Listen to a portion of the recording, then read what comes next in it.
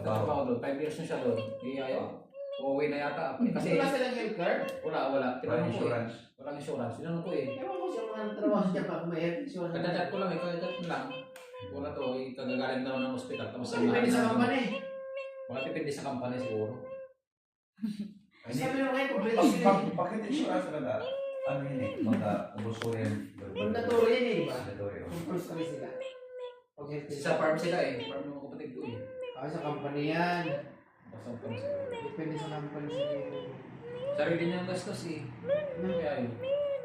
Sabi ko, umuwi ka na lang kung hindi mo na kaya ako. Mahal pa naman doon. Ako. Mali na po. Pag mo. Tumahal na itong pagpapag kaya sarili niyang gastos. Hindi nung naka 3 years siya, ayaw na niya sana, kaso pina-sleep pa siya. Malaki naman yung sweldo ng farmer dito.